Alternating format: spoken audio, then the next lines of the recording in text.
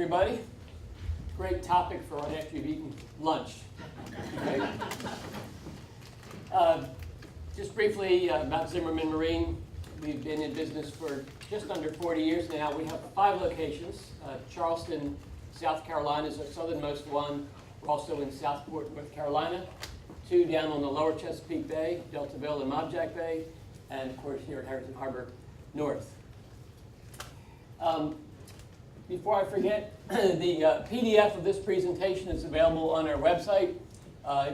Just go to the news and find this seminar, and that's the password. ZMIHHN 302, all uppercase. All right. So we're going to answer 4 questions today. First question is, what is corrosion and why should I care?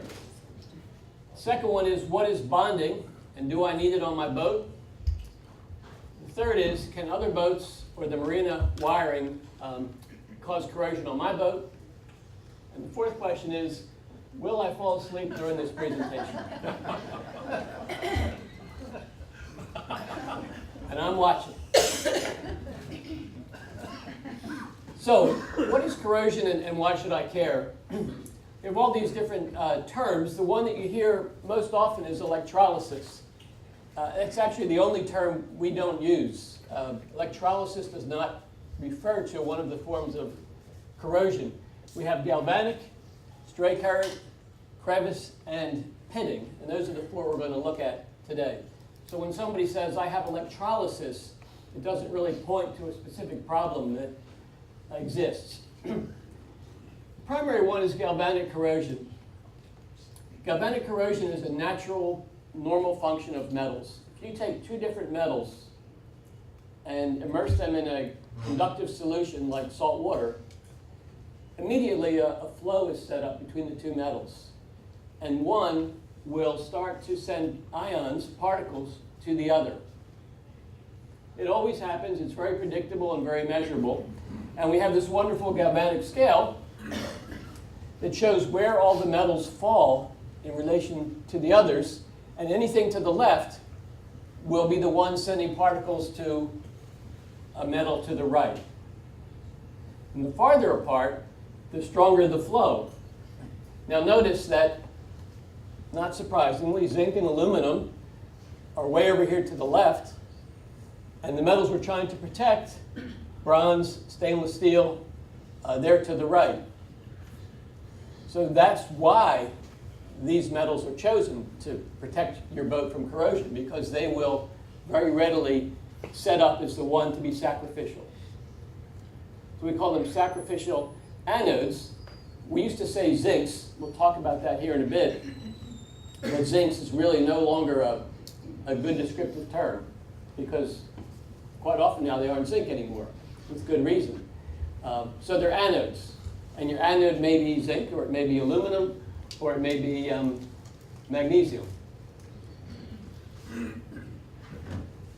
So if you set up on your boat without a sacrificial one intended, whatever in that network of hardware in your boat is farthest to the left is the one that will sacrifice itself and get eaten up. So all of the metals are actually a combination of a group of metals, an alloy. If you look at a bronze through hull, it's composed of different metals, and there's a huge array of possibilities. Here's 40 of them, and the ratio of what's in each one varies a little bit from alloy to alloy. If we look at that through hull, it's probably something like this, 85% copper. Mixed in is 5% tin and 5% zinc. Why are they mixed in? Because copper, as it naturally occurs, is very soft and flexible. Think of copper wire. That's why one of the reasons we like it. You can bend it without breaking it. But we don't want a through hull that's soft and flexible. That wouldn't do well, so we put in these other metals, and they give it that hardness, that brittleness, that stiffness. Left unprotected, this becomes the sacrificial part of that alloy. So if there's no other zinc on your boat or aluminum anode, then the zinc in that piece of hardware will start to disappear. It becomes a sacrificial anode. Remember, the zinc is way over here, and propellers, manganese, bronze, seacocks, through hulls, they're all up in this bronze family. So the bronze, in its natural healthy state, has this wonderful bright golden hue. If you look at a propeller that came back from the prop shop, or that through hull that's on the shelf at West Marine, they always have this wonderful color. When you start to lose the zinc, it starts to become more and more copper. So if you see these pink splotches on any of your underwater hardware, it means that your sacrificial anodes are not protecting that piece of metal, and it's starting to decompose. The zinc in that alloy is departing, leaving behind the copper. And the physical shape doesn't change. That's the difficult part of it. It looks fine, but the color's different. And under a microscope, it looks like Swiss cheese. It becomes very porous and very weak. And eventually, left untreated, it looks like this, which at one time was a 4-blade prop. But the zinc departed, it became very brittle, porous, and threw a blade off. And it can happen surprisingly quickly. In a matter of a month, you can lose a propeller like that. Here's another example. This is a through hull fitting. This is brass bronze alloy. You see the pink color of that washer? Another indication that there's corrosion taking place. This is galvanic corrosion. Eventually, that pink area becomes very weak, very brittle, and that's how you lose a fitting. It just snaps off or rings off in your hand at some point because of the loss. So that's galvanic corrosion. It's a naturally occurring activity. We'll talk about what to do about it shortly. But the second one is stray current corrosion. This is what many people mean when they say electrolysis. This is where the corrosion is pretty aggressive, and it's happening because of an imposed electrical current onto your underwater hardware. This is an example of a through hull that's heavily eaten away. And what happened here was, this was a boat that we worked on down in Virginia. Long-time customer for 20 years or more, fortunately. Bought a new boat, a 44-foot sailboat, and he wanted the chain plates rebedded. So the crew down in Deltaville took apart the rigging, took the bolts out, and then we checked the condition of the metal, and then put it back together with new sealant. And a lot of the hardware was inside of cabinets where you couldn't see. So you have one person on deck with a wrench, another person down below with the washer and the nut and another wrench, a radio so they can hear each other, and the guy on deck is saying, okay, I'm on the upper shroud for 4 bolts, I'm on the port or the outboard forward bolt. So he's got his hand way up in the locker trying to get the nut on there, and they tighten it up. They did the whole job, finished it. We launched the boat in the spring. He went sailing that summer. Boat came back in the fall, and when it was hauled out, we have a checklist we use in the yard. So the yard crew knows every boat that comes out, go through this checklist. Well, the first thing they saw was a number of through hulls eaten up like this. So we called the customer and we said, there's evidence of stray current corrosion on your boat. And the only way to identify is put the boat back in the water and start testing. So we did. And you put a meter on the hardware, and you look for what circuit is going to change the reading of this through hull. In this case, all the through hulls. We went through the whole boat, nothing changed the reading. So we went back through it a second time. And now as you turn each breaker on, you've got to make sure the component comes on. So we went through battery charger, hot water heater, bilge pumps, not just turning on the bilge pump breaker, but making the bilge pump come on.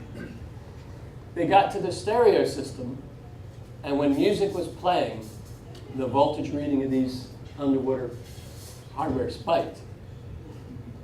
And what had happened was when on one of the chain plates, a blind fit, there was a speaker wire that got crimped between the washer and the chain plate. That exposed the strands of the wire. The chain plate was bonded into the whole system for lightning protection, and so every time music was on, the hardware was being eaten up.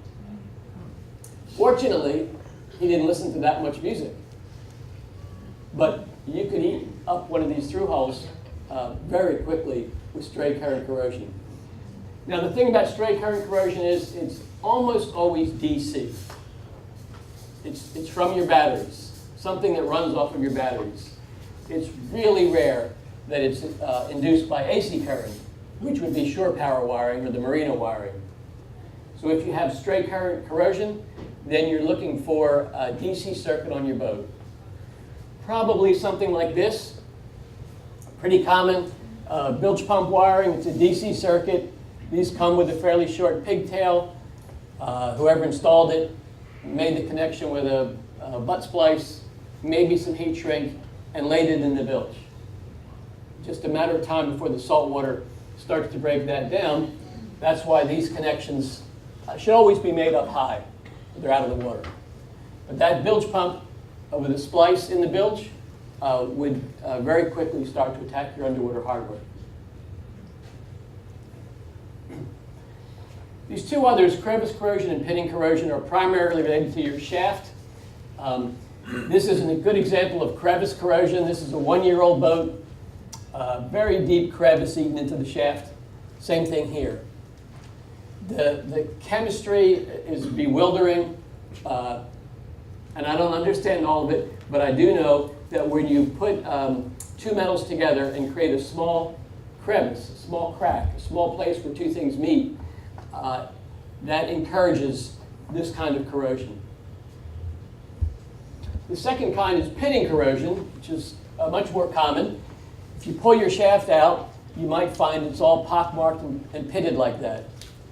The pitting corrosion takes place where the shaft is deprived of oxygen. Where does that happen? Where you can't see it. So the parts of your shaft that you see almost always look fine. But if you pull the shaft out, where it's in the packing gland or where it's in the cutlass bearing is where you might find this. Now, just briefly on that, there are different grades of alloy for shaft material. This PER is the resistance to that corrosion. The higher the number, the better. That's why the 22 grade alloy is the highest resistance.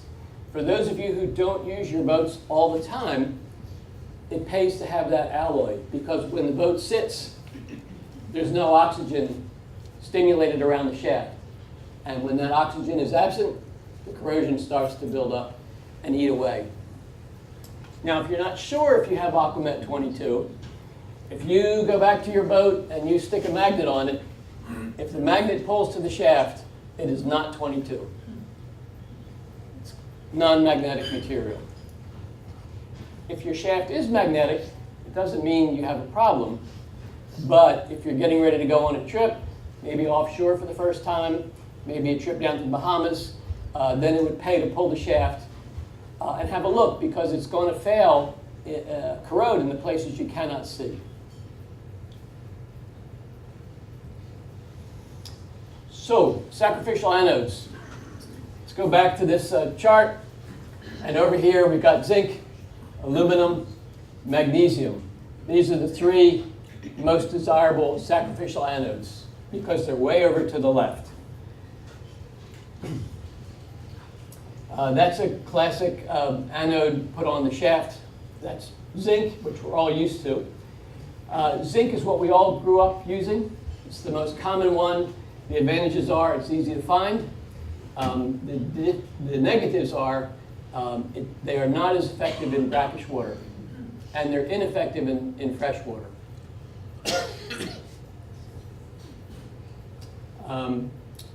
We now know that the zincs contain a lot of trace metals, and as they break down and get discarded, they're releasing these trace metals into the water. So environmentally, that's a big negative.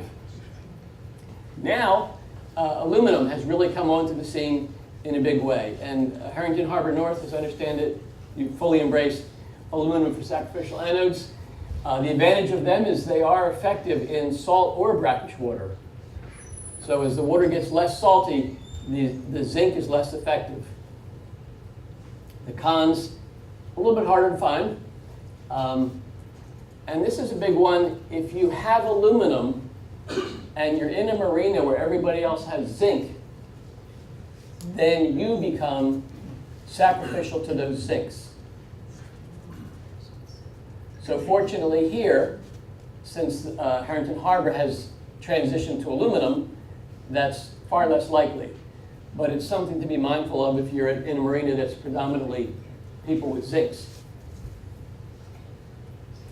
And that's only true, by the way, if you're plugged into shore power.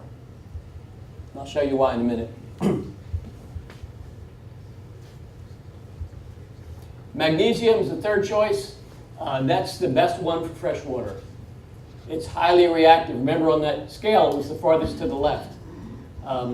But you cannot use it in salt water. And it's even more true if you've got magnesium and you've got boats nearby with zinc or aluminum, now you're the sacrificial lamb. You cannot mix on your boat. So it's all or nothing. You either go all aluminum, all zinc, all magnesium. Otherwise, you'll start competing with your own boat. For salt water and brackish water, aluminum is now the best choice. No reason not to use aluminum at this point. Yes? I'm assuming the top rule applies to pencil zincs within your engine since you're bonded all together. So when you say don't mix, have pencil zincs that are the only zinc that are available. If Herrington Harbour North has switched all shaft and blade zincs to aluminum, are we mixing the similar metals within our bonded circuit? That's a great question. So what if you go to aluminum for your sacrificial anodes for your underwater hardware? What about the engine? The engine is considered a self-contained body of water. So you can have zinc pencils in your heat exchangers and aluminum to protect your underwater hardware. Same for your generator? Same for the generator, yes.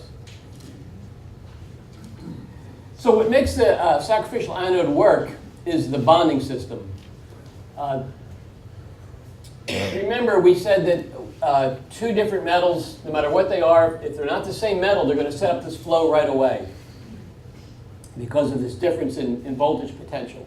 And by bonding, we connect everything together. Now, the strategy is we put one common sacrificial anode on the boat. These two bolts on this boat, here we are on the inside, the same two bolts, and we attach this green bonding wire. The standards are very specific about the wire. It's not just any old wire. The size, the quality of the connection are all critical. And we then connect every piece of underwater hardware to this bonding network. Now, in the previous presentation, there was one slide up there where he had a through hull, and there was a green bonding wire, and it went from one through hull to the next through hull. It's actually incorrect. It's called daisy chaining. You can't go from one fitting to the next because you're adding up resistance each time. So there has to be a backbone like this, and then you jump over to it. You could, if you had two very close together, you could pair those two, but you cannot just connect one to the other. You can only have 1 ohm of resistance in the whole circuit. If you start connecting them all in a line, you'll exceed that pretty quickly. The rudder is usually a little bit more of a challenge. Here we have a bonding wire that's coiled up so we can turn with the rudder and not break the wire. The shaft and the prop are a whole other problem because it may seem like they're connected through the engine, but they go to the transmission, and the connection is through the gears. The gears are all bathed in oil, and it's not a good, reliable connection. So you need a shaft brush, got right here, piece of copper strap with a graphite brush on the shaft, and then here's our green wire that's running to the bonding system. If you've done all of that, then the one sacrificial anode will protect everything on your boat. This is not acceptable. This boat has the right size bonding wire, but it's been put on with a hose clamp.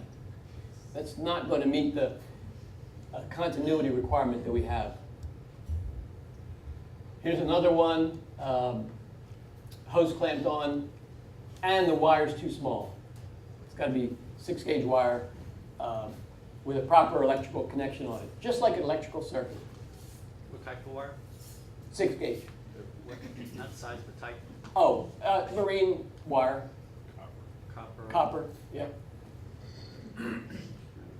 So if you find a situation where you have all that green around where it attaches to your fitting, and the wire runs up into wherever, your bonding wire, how far do you need to cut back to just where the wire's in good shape, or do you need to go back 10 inches or anything like that to put a new attachment?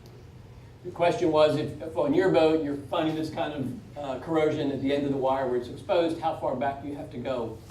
Or should you replace the whole wire, obviously?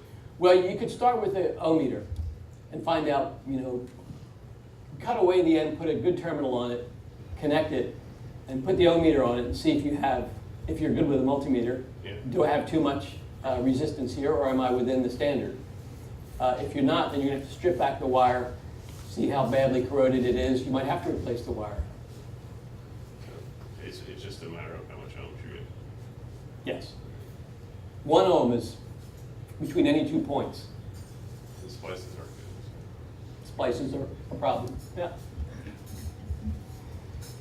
We can test a boat with a probe in the water, and we clip to the underwater hardware, and we know how many millivolts are required to protect the hardware. So if you want to know, do I have enough sacrificial anode on my boat, it's not a guessing game, it's quantifiable. Pretty easy to measure with the right instrument. Okay. How many of you were here last year when I talked about shore power? So this is a little bit familiar, but it can't hurt to go over it again. Here's the problem. Our shore power system has 3 wires, hot, a neutral, a ground. The green is the grounding wire. Its job is just to protect you. It does not conduct electricity unless there's a problem. And we connect that green wire to the shell of the appliances so that if there's a short in that appliance, the current will go out through that green wire back to land, not through your body. And just to be safe, what if this green wire was broken and you touch the microwave? We need a safety valve, so we connect that microwave to your engine, which is connected to all the seacocks. That gives it a path to the water. So if there's a fault in the marina's wiring or in a boat's wiring, it becomes a safety hazard to anybody swimming, but it's not a corrosion issue. If you have high loss of your sacrificial anodes, it's not because of this. So here's the example. The microwave has a short in it, wires frayed, touching the case.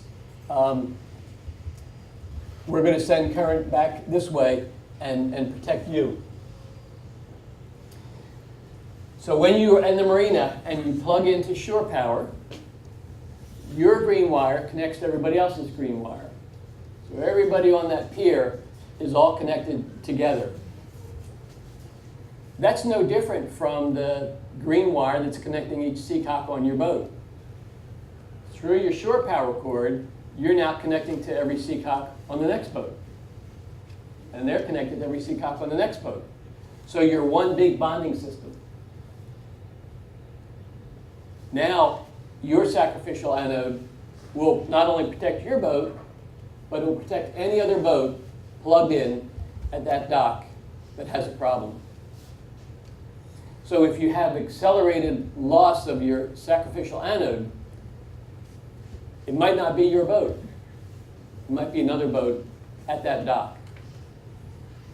But we cannot break this green wire. Much better to lose a propeller than your life. And that green wire is there for one reason only, and that's to protect your life. So, how do we protect you and protect your boat if we can't cut that green wire? The answer is a device called a galvanic isolator. And that galvanic isolator gets installed in that green wire, and it's designed so that if DC current is trying to go through, it blocks it. And DC current is what your bonding system is working off of. So your sacrificial anode tries to go out through the bonding wire to protect the next boat, and it blocks it. But if AC current tries to go out, it always passes through. So it accomplishes those two goals. And see how these are both labeled fail-safe. Fail-safe means that if something happens to that device and it fails, it will always fail by preserving the green wire, the shore power side. The DC side might break down. If you're in a marina and you don't have a galvanic isolator, then you're really at risk of not only burning through a lot of anodes, but if your sacrificial anode gets burned up quickly and you don't know it, now your underwater hardware starts to do what we talked about in the beginning. Zinc starts to go out of the propeller, out of the through hulls, to take up for the anode that's disappeared. And that device gets installed right here, right? It's the last thing before the shore power inlet. Oh. Okay. One more look at this. I talked last time about this fact that when there's a fault in your shore power system, the fault goes back to the power plant, back to ground, not by the best path, but by all available paths. So even if it goes out through the green wire, here the green wire is intact, some small amount will still go out through the water.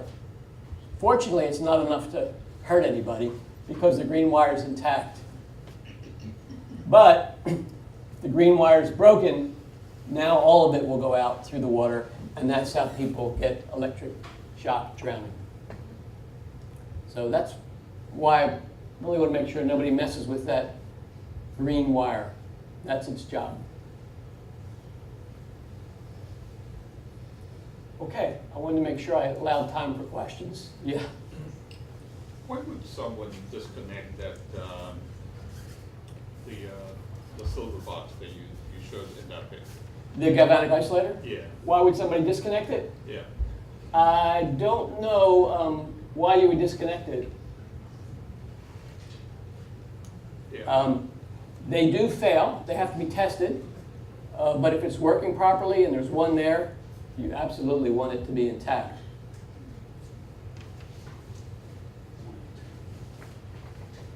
Yes?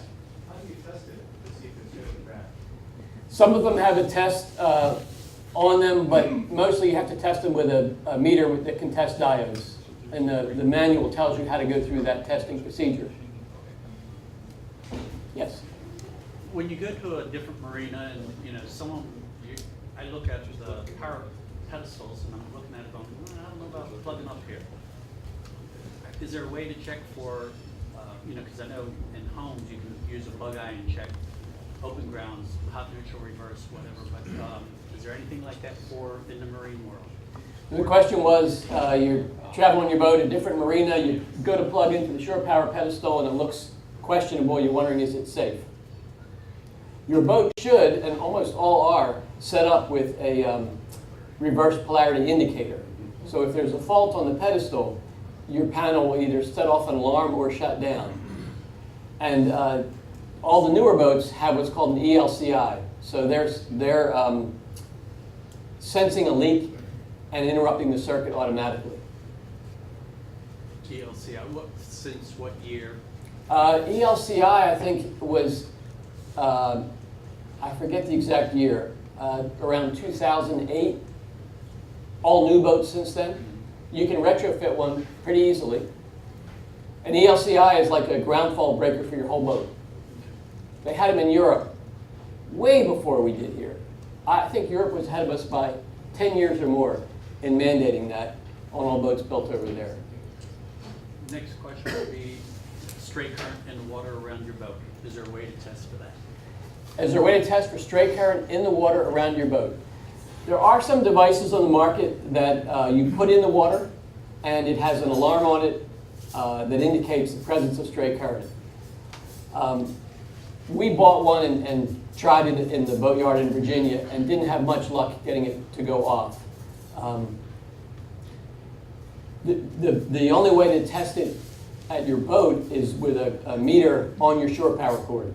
So everything going into your boat should be coming out of your boat with shore power. Amp meter, clamp meter? A clamp-on meter, but there are some nuances to that. If you clamp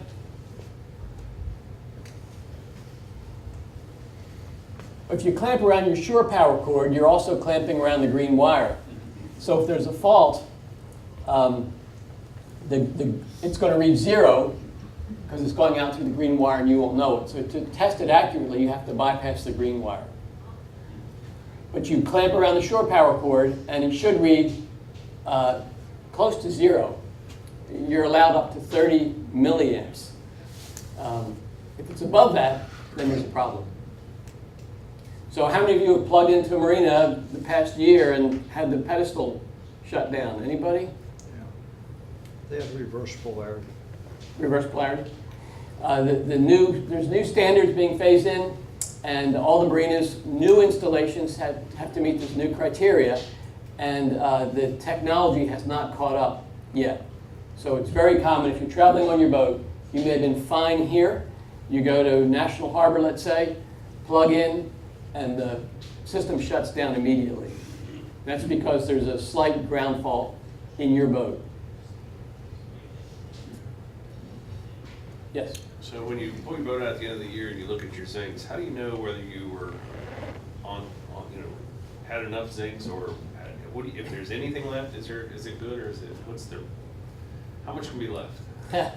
The question was, how do you know at the end of the year by how much zinc or anode has been eaten up, whether it's good or bad? Yeah. That's a good question too, because some people haul their boat and the anode is pretty well intact, and they say, oh, everything's okay with my boat. But if you have a zinc anode in brackish water, that anode actually gets a coating over it and becomes ineffective. So if you're using zinc and it's all still there, it's probably not working.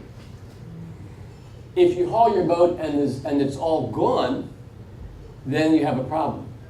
So I would say if you haul your boat and there's some remaining, but it's mostly gone, that's the best outcome. So on power boats, if you don't have that big block ground zinc, is it going down out through your motor, or where's your ground there? On a power boat, if you don't have the big blocks in the back. well, Yeah. if you don't have this, then all you have is something on your shaft. And that's protecting the shaft and the propeller. If you have a shaft brush and a bonding system, I was speaking for an outdrive. for an outdrive, it would just protect the outdrive. All right, so where does your ground wire go inside the boat, like from your screw holes, if you don't have an exterior zinc like that? If you don't have an exterior zinc, the boat's bonded for other reasons, shore power, safety, but it's not protecting anything. So this bonding is here for two reasons. On the one hand, it's there to provide a path to protect you if there's a short in your shore power, and it's there to enable you to have one sacrificial anode to protect the whole boat. It's dual purpose. Some people will tell you on the dock, they'll give you a great speech on why your boat should not be bonded. I would argue differently. It's got to be bonded in order for you to be safe. Yes? The shaft, how quickly does it fit? I mean, you can't see it, so does it happen quickly or years or? How quickly does the shaft pit? That's a really good question too. It doesn't happen all at once. It would take a number of years. So how often should you pull your shaft? I wouldn't pull the shaft unless there was another compelling reason to do it, or you're getting ready to go on a big adventure, maybe offshore, maybe Bahamas, and you've never had it out. So that would be a good time to pull it out, look for signs of pitting, crevice corrosion in the hidden places, service the shaft seal, probably replace your cutlass bearings, do it all at once. Yes? Does painting the shaft and or the prop or anti-fouling how does that play into this at all? If you paint the shaft and prop, how does it play into the corrosion prevention? Not very much. It doesn't hurt it or help it. If you had it really encased in a barrier coat, it would minimize the risk of corrosion, but it's going to wear off on the tips and create some exposure anyway. You still have to protect it, even if you paint it. Yes? You haven't mentioned anything about a lead keel. Would you expect to see ever some pitting on the keel or? Yeah, the lead keels, they're tough to take care of. If we go back,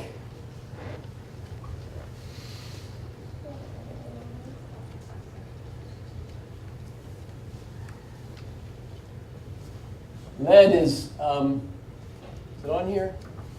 No, it's not shown. It's very inactive, and it's a huge mass. So if you have two metals that are pretty comparable and one is very small, one's very large, that can be a problem for the small one. But mass helps a lot. So the lead keel is not really at risk of any kind of galvanic corrosion. It's hard to keep paint on it. They tend to scale and flake paint off pretty regularly, but that's not an indication of corrosion. It's more oxidation. On our boat, we've got all the through holes are bonded, but on some boats I've seen a shaft follower, a brush, or a tab that touches. We don't have that. Is there something inside my PSS seal that's bonding? Or I'm surprised to see that as an oversight by this maker. Or maybe I'm at risk. Where's that slide? That's a really good question too. So what if you don't have that shaft brush? If you don't have the shaft brush, the problem is solved by doing this. As long as you put an anode on the shaft, it will protect the shaft and the prop independently. But if you have no shaft brush and no shaft anode, you'll be in trouble pretty quickly.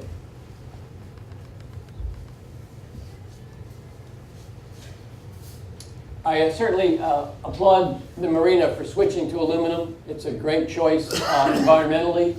It's a great choice practically in terms of protecting your boat.